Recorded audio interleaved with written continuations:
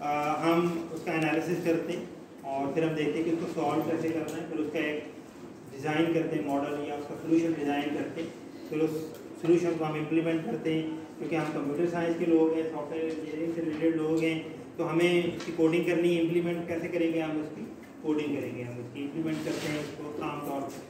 और अगर नेटवर्क से रिलेटेड, डोमेन से रिलेटेड है तो फिर समटाइम्स हम उसकी सिमुलेशन बना लेते हैं। और उसके लिए बहुत सारे टूल्स हैं, लैंग्वेजेस हैं जिसमें हम ये काम कर सकते हैं। उसके बाद जब हम उसको इम्प्लीमेंट कर लेते हैं तो फिर हम उसकी एवेल्यूएशन, टेस्टिंग का लफ्ज़ इस्तेमाल नहीं करूँगा, एवेल्यूएशन करते हैं। हम उसकी एवेल्यूएशन और टेस्टिंग में थोड़ा सा फ़र्क है कि जब टाइम आएगा तो फिर हम उससे थोड़ी सी डिटेल में बात करेंगे। तो इसके लिए हमने लास्ट टाइम बात की थी कि हमारे पास डिफरेंट रिसर्च मेथड्स हैं। ये जो रिसर्च मेथड डिफरेंट हैं वो इसलिए हैं कि जो रिसर्च होती है सोशल साइंसेज में, स्पेशली एजुकेशन में या ये बिजनेस स्टडीज़ में और इस किस्म की जो सोशल साइंसेज हैं, इनमें साधारण एक्सपेरिमेंट्स लैब में तो नहीं हो सकते और वहाँ की जो प्रॉब्लम्स हैं उनकी नेचर डिफरेंट होती है, तो उनके लिए फिर एक रिसर्च मेथड भी डिफरेंट है। इसी तरीके से अगर आप फिजिक्स केमिस्ट्री की बात करें, ज़ूलॉजी बॉटनी की बात करें, तो वो प्योर लैब ओरिएंटेड वहाँ पे प्रॉब्लम्स हैं, उनके वो लैब में एक्सपेरिमेंट्स करते हैं और उसको उनके लिए जो एक्सपेरिमेंटल रिसर्च है वो ज़्यादा सूट करती है।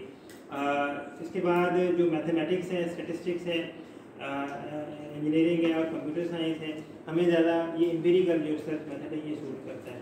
लेकिन एम्पिरिकल मेथड जो है वो उसमें भी यूज़ हो सकता है, ये जो है डिस्क्रिप्टिव रिसर्च में, और इवन जो साइंटिफिक रिसर्च उसमें भी यूज़ हो सकता है। अभी मैं थोड़ी डिटेल में बात करूँगा तो आपको मेरी बात समझ आएगी। पहले हम जो एम्पिरिकल टेक्निक है उस पर बात कर लेते हैं कि एम्पिरिकल टेक्निक है क्या। तो इसका एक छोटा सा लाइफ साइकिल है, मैं वो ड्रा करना चाहूँगा यहाँ पे, उससे चीज़ें ज़रा ज़्यादा ईजी हो जाएंगी हमारे लिए।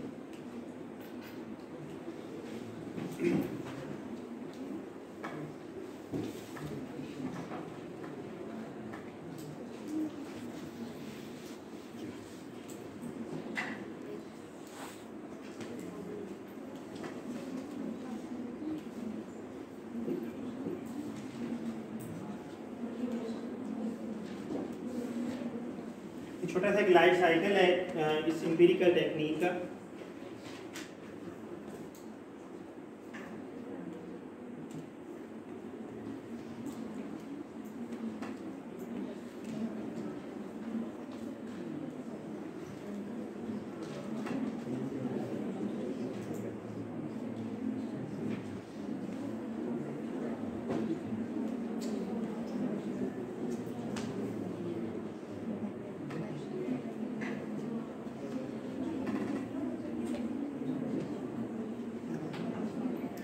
ये आमतौर पे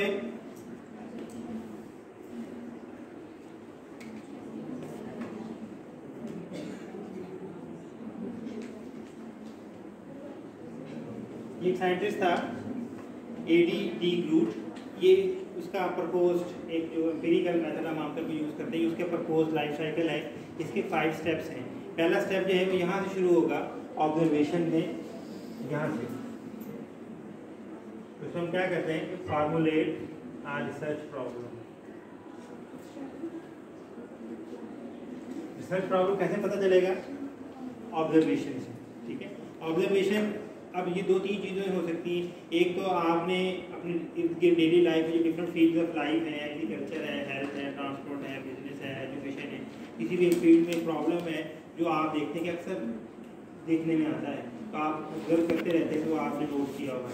अच्छा, और ऑब्जर्वेशन जो है वो आप समटाइम्स जो हमारा जो लिटरेचर जब रिव्यू कर रहे हैं तो तब भी आप जब रीड कर रहे हैं तब ऑब्जर्व करते हैं मुख्तलिफ चीज़ों को।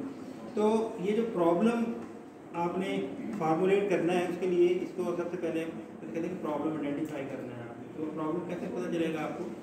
ऑब्जर्वेशन से।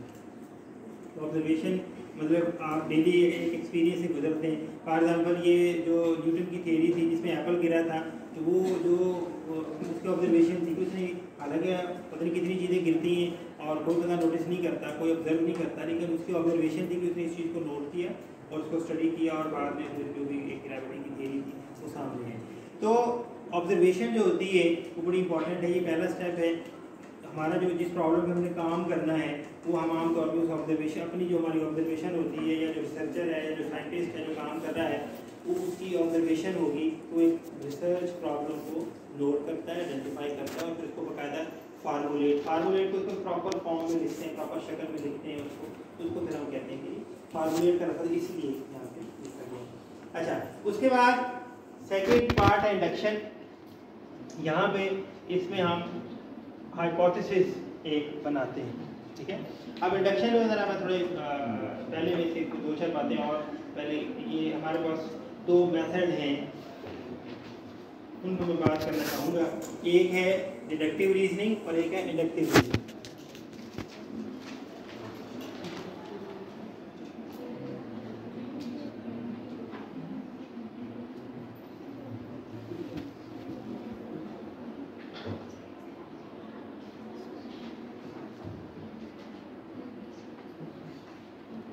रीजनिंग तो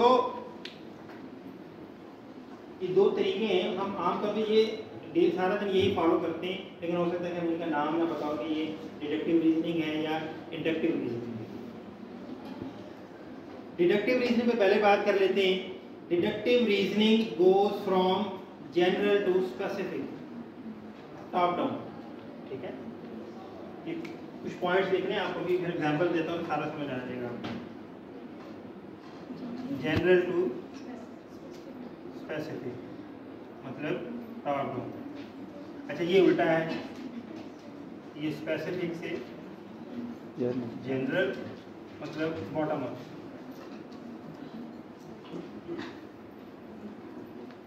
एक दूसरे के अपोजिट हैं, तो यहाँ इंडक्टिव रीजनिंग यूज करेंगे या डिडक्टिव रीजनिंग यूज करेंगे।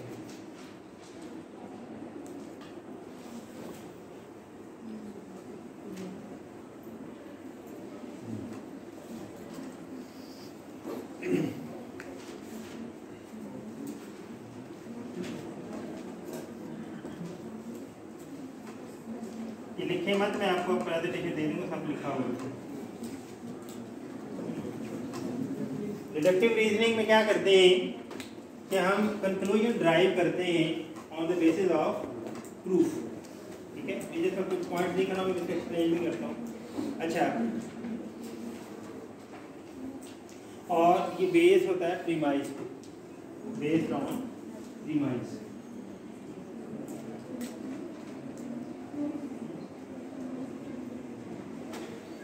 एक और पॉइंट है इसका, प्रीमाइज क्या है, प्रूफ क्या है, इसकी बात करते हैं। अच्छा जी, तो एक एग्जांपल लिख रहा हूँ यहाँ पे।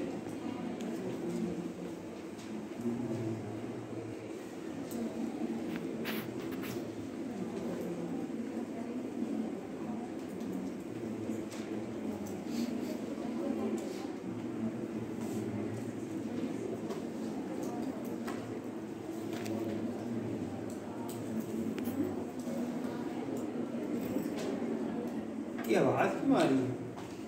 आप ज़्यादा से ज़्यादा लिख रहे हैं, लिखने में आवाज कहाँ से आती है?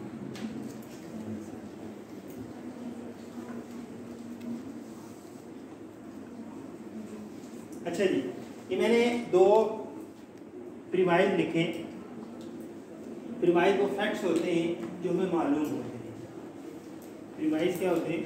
वो फैक्ट्स होते हैं जो हमें मालूम होते हैं। तो यहाँ मैंने 2 प्रीमाइज लिखे आपके सामने। फर्स्ट है कि ऑल ऑरेंजेस आर फ्रूट्स, और दूसरा है all fruits grow on trees. ये 2 मैंने आपके सामने प्रीमाइज लिखी। अब इन दोनों प्रीमाइज की बेस पे एक चीज यहाँ लिखता हूँ कि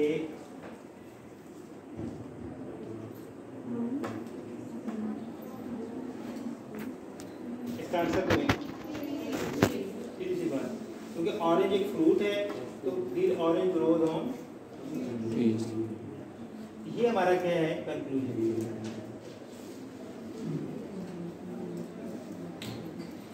अच्छा, फिर मैंने वहां पे अब वो पॉइंट वाइज में आता हूँ।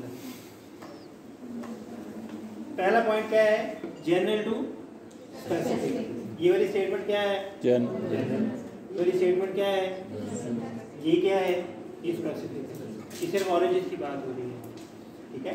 ऑल ऑरेंजेस आर फ्रूट्स, ये भी जनरल है। ऑल फ्रूट्स ग्रो ऑन तो ये दो जो ये प्रीमाइस थे हमारे, दोनों क्या थी, जनरल स्टेटमेंट से किसी भी फ्रूट के ऊपर या किसी भी ट्री के ऊपर अप्लाई हो सकती है, ठीक है, जो भी इसमें बात की गई है।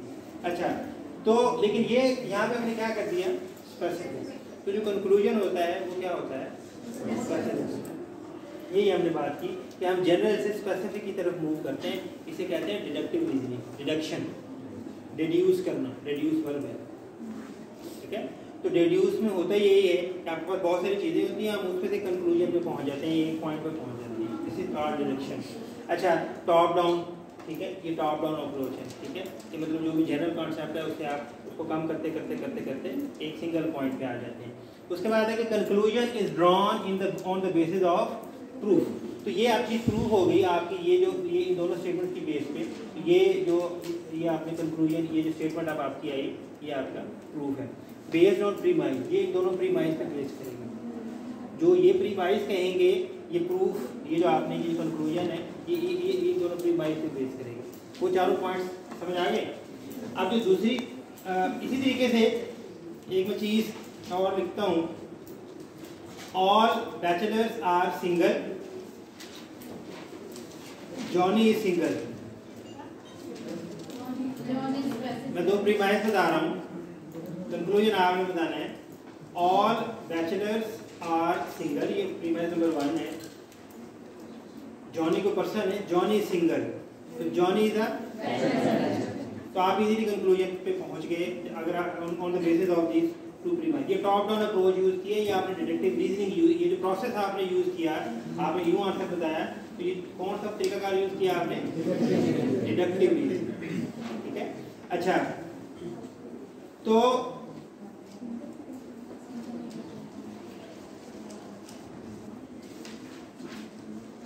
एक और एग्जांपल ये लिखी हुई है, every day I get in my car to leave for work at 8 o'clock, ठीक है।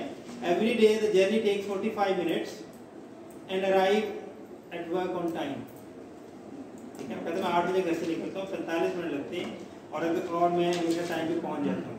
ये सारे हो गए प्रीमाइस। अब कंक्लूजन मुझे बताएं, if I leave for work at 8 o'clock today I will be on time, ठीक है। अगर आमतौर पे ऐसे होता है तो आज भी वैसे ही होगा। तो ये कंक्लूजन आप इजीली आइडेंटिफाई कर सकते हैं। मतलब जो वो चीज़ जो आमतौर पे 2 दफ़ा 4 दफ़ा 6 दफ़ा आपने देखी हो, तो जब वो 6वीं या 7वीं 8वीं दफ़ा हो रही होगी तो तब भी वही रिजल्ट आएगा,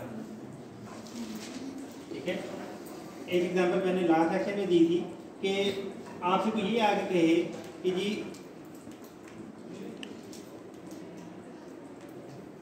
बारिश हो रही है, ठीक है, तो इसका क्या मतलब है, बाहर बादल होंगे, हैं?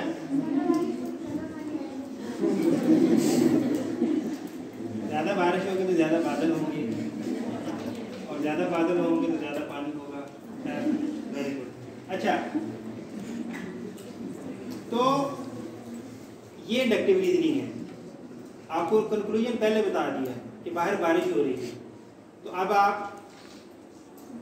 क्या इसमें से इंफॉर्मेशन एक्सट्रैक्ट करेंगे, इसका मतलब ये कि बाहर बादल हैं, ठीक है। कुछ साधारण बगैर बादलों के तो बारिश नहीं हो सकती। तो ये आप ये प्रोसेस ऐसे आ रहा था, वो जो इंडक्शन में नीचे से ऊपर जाएंगे कि इट इज़ रेनिंग, तो इसका मतलब क्या है, इट्स रेनिंग, तो देयर आर क्लाउड्स आउटसाइड, ठीक है। एक चीज़ ये है कि बाहर बादल हैं।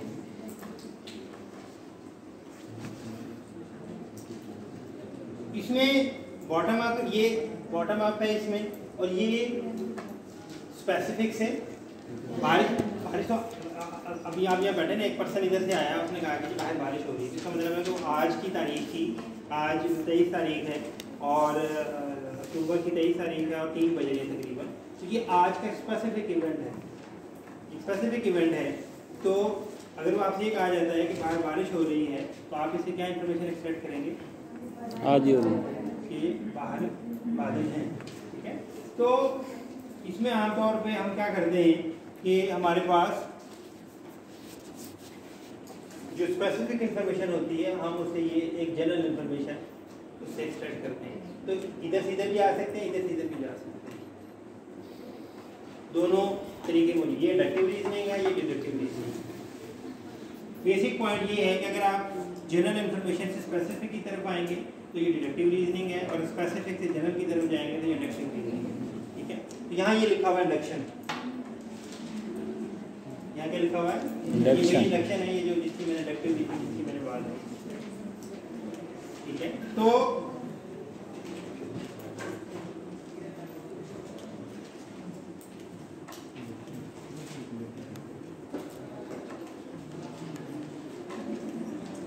अब इसमें क्या होगा, फर्क है, अगर आप डिडक्टिव रीजनिंग यूज करेंगे कंक्लूजन पर पहुंचने के लिए, तो आपकी इंफॉर्मेशन, ये जो कंक्लूजन आपने कंक्लूड किया है, ये इन्फर किया है, वो आमतौर पर ठीक होगा 90+%, मे बी 100%। ठीक है, रोज सूरज निकलता है तो रोशनी हो जाती है, ये ऐसी चीजें कि जब भी होंगी तो आमतौर पर वही रिस्पॉन्स आता है, लेकिन एक्सेप्शन है 2-4%। लेकिन इंडक्टिव रीजनिंग में जरूरी नहीं है, इंडक्टिव रीजनिंग में जरूरी नहीं है। इंडक्टिव रीजनिंग में जो आप जब एक स्पेसिफिक से जनरल की तरफ जाते हैं तो दोनों पॉसिबिलिटीज हैं, वो बात ट्रू भी हो सकती है और फॉल्स भी हो सकती है। इसमें हम आमतौर पे क्या करते हैं, इंडक्टिव रीजनिंग में हम एक हाइपोथेसिस डिफाइन करते हैं।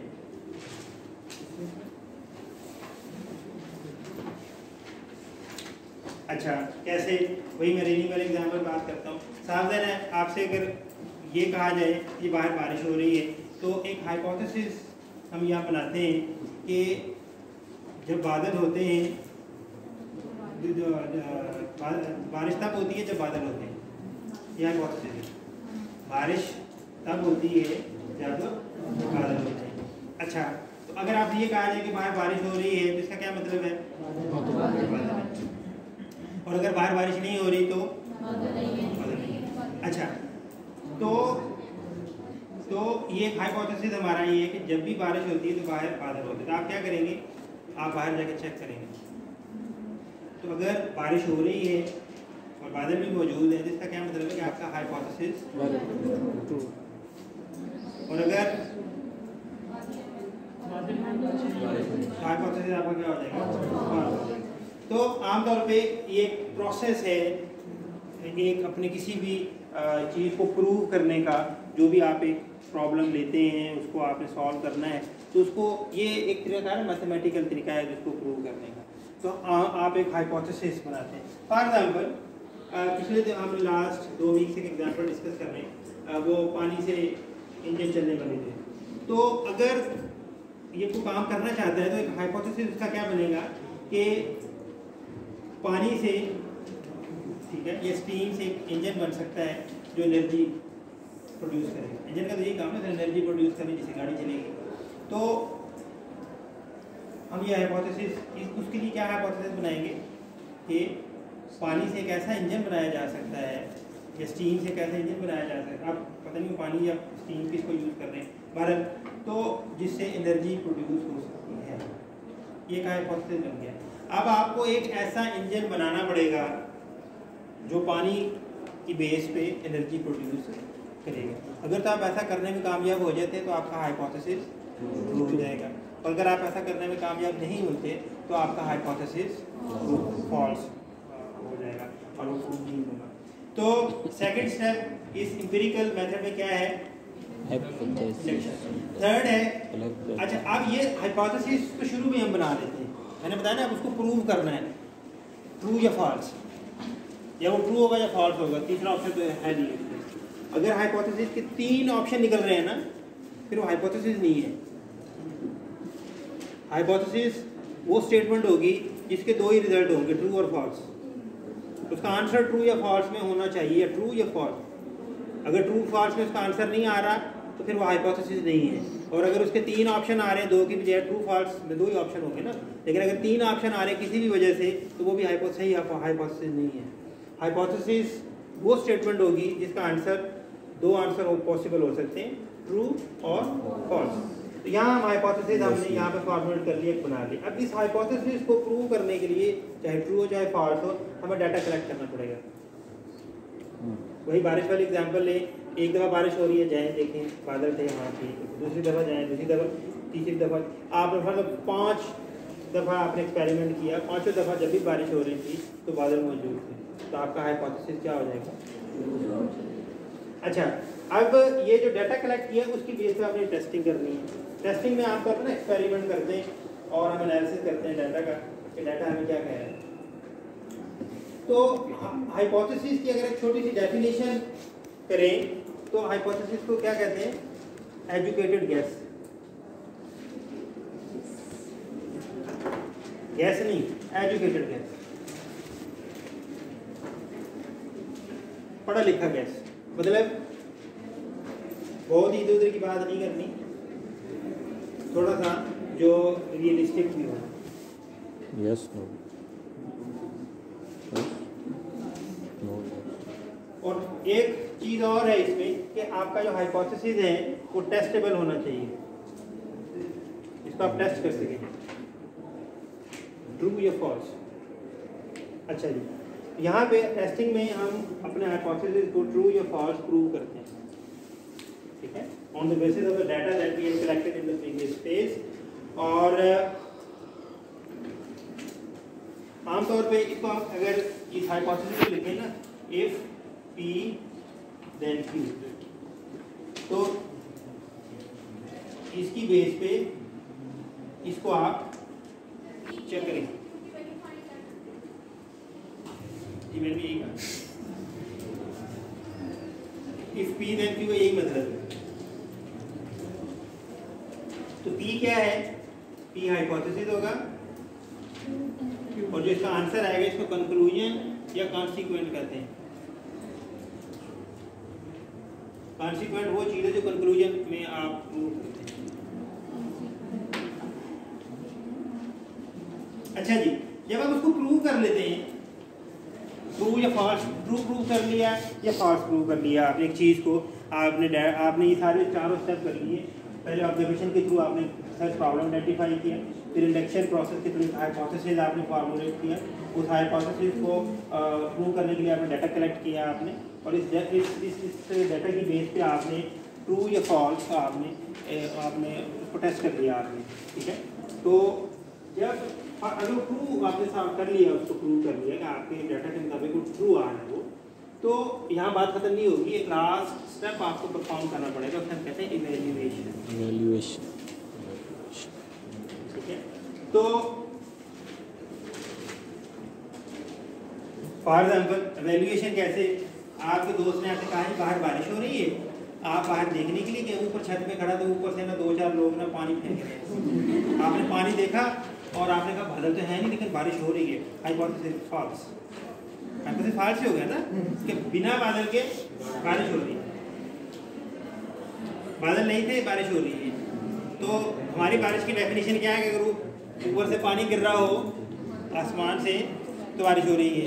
अच्छा, तो वो जनाब ऊपर से पानी नहीं गिर रहा है, अच्छा अब बादल भी नहीं है, तो ये हाइपोथेसिस क्या हो गया? फॉल्स प्रूव कर दिया हमने अपने रिकॉर्ड के मुताबिक, अपने डाटा के मुताबिक। अब हमने इसकी एवेल्यूशन करनी है कि जो हमने फॉल्स प्रूव किया है या ट्रू प्रूव किया है, दोनों सही प्रूव हुए हैं या नहीं हुए हैं। जैसे टेस्टिंग में, सॉफ्टवेयर टेस्टिंग में हम यही काम करते हैं कि जो सॉफ्टवेयर बना है वो सही बना है नहीं बना, या वही बना है जो बनाना चाह रहे हैं कुछ और बन गया, ठीक है। तो वो जो चंद फंक्शनैलिटीज जिसके लिए वो बनाया गया वो पूरी हो रही है या नहीं हो रही है। तो यहाँ पे हम रिसर्च में एक लास्ट जो फेज़ होती है और सबसे इम्पोर्टेंट फेज़ ही होती है, उसको क्या कहते हैं? अच्छा जी, तो यहाँ पे नेक्स्ट क्वेश्चन ये है कि how to form a hypothesis. जब आप एक प्रॉब्लम को देख रहे हैं उसमें आपने हाइपोथेसिस जो डिफाइन करना है, उसके लिए एक next question, how to form a hypothesis. The first step is to identify an area of interest. ठीक है, तो एक एरिया आप फाइंड आउट कर लें जिसमें आपका इंटरेस्ट है, जिसमें आप काम करना चाहते हैं, and develop a hypothesis that can be tested. तो हाइपोथेसिस की प्रॉपर्टी ये है कि वो टेस्टेबल होना चाहिए। मतलब टेस्टेबल का मतलब ये है कि उसका ट्रू या फॉल्स में आंसर आ सकता है। कोई ऐसा हाइपोथेसिस ट्रू फॉल्स में अगर आप उसका जवाब नहीं दे सकते, उसके 2-3 ऑप्शन आ रहे हैं, 4 आ रहे हैं, तो फिर वो टेस्टेबल नहीं है। तो हाइपोथेसिस को टेस्टेबल होना चाहिए। अच्छा, डाटा कैसे कलेक्ट करेंगे? अगर तो है डिस्क्रिप्टिव रिसर्च, मतलब भारत सोशल साइंसेज में, तो वो क्या करते हैं, उनके पास 3-4 इंस्ट्रूमेंट्स हैं। सोशल साइंसेज के अपने इंस्ट्रूमेंट्स हैं, एक्सपेरिमेंटल ये जो रिसर्च करते हैं, जो हमारी ये नेचुरल साइंसेज हैं, नेचुरल साइंसेज में फिजिक्स, केमिस्ट्री, बायोलॉजी, बॉटनी वगैरह, इनके अपने इंस्ट्रूमेंट्स हैं। जो सोशल साइंसेज के इंस्ट्रूमेंट्स हैं वो कौन कौन से हैं? वो क्वेश्चनेयर्स को यूज़ कर सकते हैं, सर्वे करते हैं आमतौर, उसके लिए क्वेश्चनेयर्स को यूज़ कर सकते हैं, इंटरव्यू कर सकते हैं, केस स्टडी हो सकती है। वैसे आँख से एक ऑब्जर्वेशन है कि जो है मतलब आप पिछले 4 माह से 6 माह से फिनोमिना है जो रेगुलरली देख रहे हैं, तो आप उसको फिर उसके ऊपर फिर आप रिसर्च करते हैं अगर ऐसा हो रहा है तो ऐसा क्यों हो रहा है। अच्छा, एक्सपेरिमेंटल रिसर्च जो है, अच्छा इसमें फिर आप आमतौर पर क्या करते हैं, 50-100 लोगों के से इंटरव्यू करेंगे या क्वेश्चन फिल करवाएंगे, और फिर आप उनसे जो डाटा आएगा, उनसे जो 8-10 सवाल हर महीने से आप करते हैं, उसका डाटा आ जाता है आपके पास, और वो डाटा टेबल्स की फॉर्म में आप स्टोर कर लेते हैं, फिर आप उसके ग्राफ जनरेट करते हैं, और वो जो डाटा है उसकी बेस पे फिर आप डिसीजन लेते हैं कि जो है किस शहर में ज़्यादा कोरोना फैला, क्यों फैल रहा है, क्या, अब उसके लिए आप एक सर्वे करना पड़ेगा। ये टेलीविजन पे, टीवी पे बहुत सारे डिफरेंट सर्वेज आते हैं, ऑनलाइन आप ईमेल के थ्रू, ऑनलाइन बहुत सारे, सोशल मीडिया पे बहुत सारे सर्वेज होते हैं। तो वो बेसिक पर्पज़ क्या है उन सर्वेज का? Data collection. अच्छा, उसके बाद जो एक्सपेरिमेंटल रिसर्च मेथड है वो लैब में, आपको पता है केमिस्ट्री फिजिक्स वाले अपने इनके एक्सपेरिमेंट्स हैं, वो थोड़ा सा केमिकल डाला, फिर देखा कलर चेंज हुआ नहीं हुआ नहीं, और फिर और डाला, गैसेज हैं, केमिकल्स हैं, मिनरल्स हैं, मेटल्स हैं, बहुत सारी चीज़ें हैं, फिजिक्स के अपने हर फील्ड। तो वो लैब के अंदर उनका ऑपरेटर्स होता है, वो उसके पास और रीडिंग्स नोट करते जाते हैं साथ साथ। आप भी शायद आपका सीनियर ये काम किए होंगे आपने, तो वो जो रीडिंग्स नोट कर रहे हैं वो सारा आपका क्या है? डाटा, वो डाटा कलेक्ट होता है कि इसकी इतनी वैल्यू थी, इसकी इतनी वैल्यू थी, तो रिजल्ट ये आया था, इसकी इतनी वैल्यू जब इस वैल्यू को थोड़ा चेंज किया तो रिजल्ट ये हो गया। ये सारी, ये जब आप 40-50 दफ़ा उसको रिपीट करते हैं आप उस एक्सपेरिमेंट, आपके पास एक डाटा शीट बनती जाती है। तो ये डिफरेंट फील्ड्स की जो रिसर्च है उसकी डिफरेंट मेथड्स हैं। बेसिक पर्पस क्या है? डाटा कलेक्ट करके, क्योंकि आपका डिसीजन किस बेस पे होना है? Data collect. तो कंप्यूटर साइंस किस फील्ड में आएगी? हाँ, तो कंप्यूटर साइंस में भी आप सावधान, मैंने बताया कि अगर तो वो प्रोग्रामेबल आपका प्रॉब्लम है तो आप उसको प्रोग्राम कर लें, कोड लिख लें उसके लिए किसी भी प्रोग्रामिंग लैंग्वेज में। फिर आप उसको फॉर एग्जाम्पल आप एक प्रोग्राम बनाते हैं जो आप कहते हैं कि इंग्लिश को जो है ना उर्दू को इंग्लिश में ट्रांसलेट करता है। फॉर एग्जाम्पल आपने एक छोटा सा कोड बनाया, प्रोटोटाइप कोड बनाया आपने, फिर आप उसको क्या करेंगे, उसको टेस्ट करने के लिए एक सेंटेंस देंगे, चेक करेंगे सही ट्रांसलेट हो गया, दूसरा देंगे देखेंगे सही ट्रांसलेट हो गया, अगर नहीं हुआ तो कितनी गलतियाँ की पर सेंटेंस में, किसी में 1 गलती थी, किसी में 2, किसी में 3, किसी में 4, तो लिखते जाएंगे आप। तो फिर एंड पे हम 50 सेंटेंस ट्राई किए आपने, एंड पे आप टोटल मिस्टेक्स भी काउंट कर ली और सही कितनी कन्वर्जन हुई, गलत कितनी कन्वर्जन हुई, तो पूरी एक शीट बन जाती है हमारे पास। इसी तरीके से आपने एक छोटा सा डिवाइस बनाया जो किसी पेशेंट का जो है क्या कहना चाहिए उसको, कि आपने बनाया उसकी टेम्परेचर, ब्लड प्रेशर की फॉर एग्जाम्पल सेंसर को यूज़ करके आपने एक डिवाइस बनाया। अच्छा, तो अब आप क्या करेंगे, आप वो जो डिवाइस आपने बनाया है उसके साथ आपकी मोबाइल ऐप भी यूज़ हो रही है, वो आप कम से कम 100 एक पेशेंट पे 5 दफ़ा ट्राई करें, 20 पेशेंट पे तो 100 दफ़ा ट्राई करेंगे। तो जो 100 दफ़ा ट्राई किया तो उसमें से उसने कितनी दफ़ा सही कैलकुलेट किया, कितनी दफ़ा गलत कैलकुलेट किया, कितनी, और फिर वो जो एरर रेशो थी वो कितनी आ रही थी, कि मतलब कितना फ़र्क कितना आ रहा था। देखें, एक जो है उसका जो फॉर एग्जाम्पल आना चाहिए था 80, ये आया 79, ये भी गलत है। एक था आना चाहिए था 80, इसने दिया 40, ये फ़र्क, तो जो डिफरेंस है वो कितना है, ये भी बड़ा इंपॉर्टेंट है। 1 का 2 का डिफरेंस इतना फ़र्क नहीं है, लेकिन अगर 20 का 30 का डिफरेंस आ रहा है तो ये बहुत ही ज़्यादा डिफरेंस है। तो ये एवेल्यूएशन में ये सारी चीज़ें हमें on the basis of data में हम चीज़ें टेस्ट करते हैं।